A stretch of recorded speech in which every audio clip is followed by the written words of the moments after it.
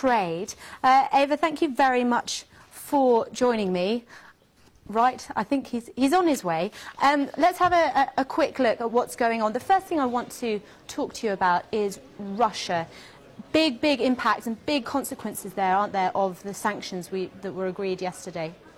Yes, absolutely. I mean, if we put things in more perspective in terms of numbers, Germany, 300,000 jobs are dependent on Russia. 6,000 companies are involved in this one.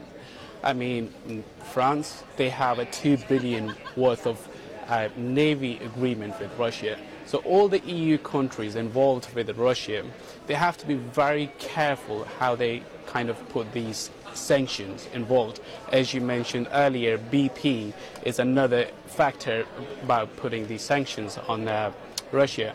So you have to be very careful, because you could be cutting into your own flesh by putting sanctions on Russia. And this is what really factoring into the market today. We've actually seen a bit of what we like to call a flight to safety. That means people going away from the riskier stocks and into things that are seen as safe bets. What's been going on with gold? In terms of gold, whatever Janet Yellen said, that the 6 months' time they're going to increase the interest rate. Obviously, investors have completely shrugged that off. But for us, the ceiling for gold is 1,400 for this year. And we still think that the trend is going to be towards the downside. And the reason is just purely the US economy is improving and it is on the uptrend.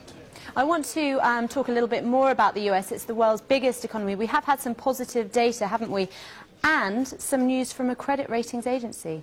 Yes, I mean, they have upgraded the rating. Now, US is more stable in terms of investment grade, and the data throughout this week has been exceptionally well.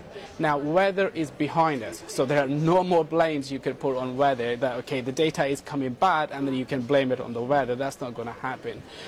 So coming into further new weeks, well, we're expecting more good data to come, and this is going to drive the markets even more higher.